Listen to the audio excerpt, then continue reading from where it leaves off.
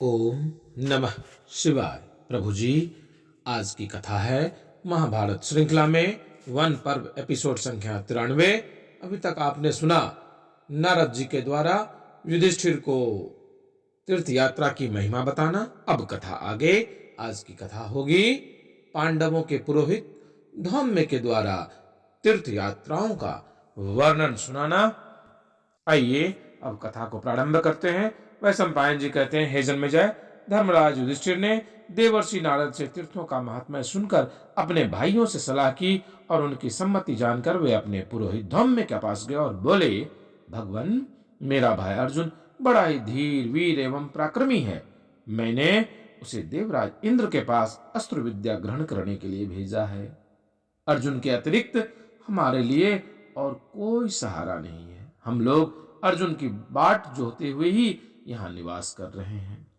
हम सभी अर्जुन के लिए चंचल हैं। आप कृपा करके कोई ऐसा पवित्र और रमणीय स्थान बतलाइए जिनमें अन्न फल फूल आदि की अधिकता हो एवं पुण्यात्मा सत्पुरुष रहते हों। हम लोग वहीं चलकर कुछ दिनों तक रहें और अर्जुन की प्रतीक्षा करें।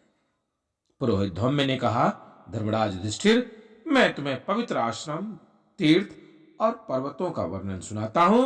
उसके श्रवण से द्रौपदी की और तुम लोगों की उदासी दूर हो जाएगी।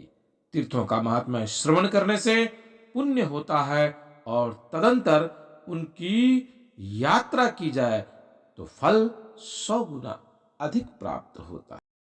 नैमिषारण्य तीर्थ का नाम तो तुमने सुना ही होगा। वहां देवताओं के अलग अलग बहुत से क्षेत्र हैं। वह तीर्थ परम पवित्र पुण्यपद एवं रमणीय गोमती नदी के तट पर स्थित है।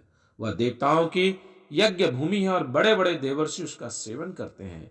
गया के संबंध में प्राचीन विद्वानों ने कहा है कि मनुष्य के बहुत से पुत्र हों तो अच्छा है, क्योंकि यदि उनमें से कोई एक भी गया क्षेत्र में जाकर पिंडदान दे, अश्वमेध यज्ञ कर दे अथवा नील वृषोत्सर्ग कर दे तो उसके पहले पीछे की 10 पीढ़ियों का उद्धार हो जाता है। विश्वामित्र की तपस्थान कौशिकी नदी, जहां उन्होंने ब्रह्मणत्व प्राप्त किया था, वह पूर्व दिशा में ही है। गंगा और यमुना का विश्वविख्यात संगम स्थान प्रयाग है। सर्वात्मा ब्रह्मा जी ने वहां बहुत से यज्ञ याग किए थे, इसीलिए उसका नाम प्रयाग पड़ा। अगस्त मुनि का उत्तम आश्रम और बड़े बड़े तपस्वियों से परिपूर्ण तपोवन भी पूर्व दिशा में ही है। परशुराम का तपस्या क्षेत्र महेंद्र पर्वत, जिस पर ब्रह्मा ने यज्ञ किया था, उधर ही है। दक्षिण दिशा में गोदावरी नाम की पवित्र नदी बहती है। उस नदी का जल मंगलमय एवं तपस्वियों के द्वारा सेवित है। उसके तट पर बड़े बड़े ऋषियों के आश्रम हैं। उधर ही राजा नृग की पयोष्णी नदी भी है। पयोष्णी नदी का जल पात्र में पृथ्वी पर अथवा वायु के द्वारा उड़कर भी शरीर का स्पर्श कर ले तो जीवन भर के पाप नष्ट हो जाते हैं। द्रविड़ देश के अंतर्गत पांडव्य तीर्थ में अगस्त्य तीर्थ, वरुण तीर्थ, कुमारी तीर्थ भी है। ताम्रपर्णी नदी, गोकर्ण आश्रम, अगस्त आश्रम आदि भी बहुत ही पुण्यप्रद और रमणीय है। सौराष्ट्र देश के शमशोभेदन और प्रभास तीर्थ तो विश्व विश्रुत है। सौराष्ट्र देश में ही द्वारका भी है, जिसमें पुराण पुरुषोत्तम स्वयं भगवान श्री कृष्ण निवास करते हैं। वे सनातन धर्म के मूर्तिमान स्वरूप हैं। वेदज्ञ और ब्राह्मज्ञ महात्मा वास्तव में श्री कृष्ण का वही स्वरूप बतलाते हैं।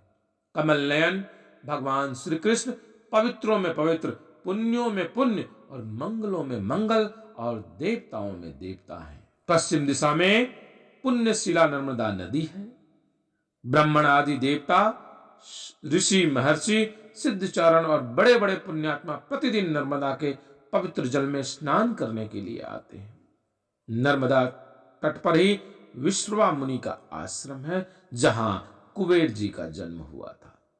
ब्रह्मा का पुण्यदायक सरोवर पुष्कर भी बहुत प्रसिद्ध है। वह कर्मयोग को त्याग कर ज्ञान मार्ग पर आरूढ़ होने वाले ऋषियों का पवित्र आश्रम है। उनके संबंध में स्वयं श्री ब्रह्मा जी ने कहा है कि जो मनुष्य पुरुष मन से भी पुष्कर तीर्थ की यात्रा करता है, उसकी सारे पाप नष्ट हो जाते हैं और अंत में उसे स्वर्ग की प्राप्ति होती है। उत्तर दिशा में परम पवित्र सरस्वती नदी के तट पर बहुत से तीर्थ हैं। यमुना नदी का उद्गम भी उत्तर दिशा में ही है। सरस्वती नदी के तट पर वाल्मीकि ऋषियों ने यज्ञ किया था। कनखल में सनत कुमार का निवास स्थान, पुरु पर्वत भी वही है। भृगु मुनि की तपस्या का स्थान भृगुतुंड महापर्वत है। विशाला नाम की नगरी बद्रिकाश्रम के पास है। विशाला नगरी तीनों लोकों में परम पवित्र और प्रसिद्ध है। परमात्मा के परम स्वरूप को जो भी पहचान लेता है उसे कभी किसी प्रकार का शोक नहीं होता है। उन्हीं भगवान के निवास स्थान विशाला बद्रिकाश्रम में बड़े बड़े देवर्षि, सिद्ध और तपस्वी निवास करते हैं। अवश्य ही वह अन्य पवित्र तीर्थों से भी परम पवित्र है। हे धर्मराज, तुम श्रेष्ठ ब्राह्मणों और भाइयों को साथ लेकर तीर्थों की यात्रा करो। अवश्य ही तुम्हारे मन का दुख मिटेगा और तुम्हारी अभिलाषा पूर्ण होगी। प्रभु जी, आज की कथा को यहीं विराम देते हैं। आगे की कथा पुनः आगे। आप शिवा यात्रा दर्शन को लाइक, शेयर, सब्सक्राइब अवश्य कीजिएगा। आपसे शीघ्र मिलते हैं अगली वीडियो में। तब तक के लिए ओम नमः शिवाय।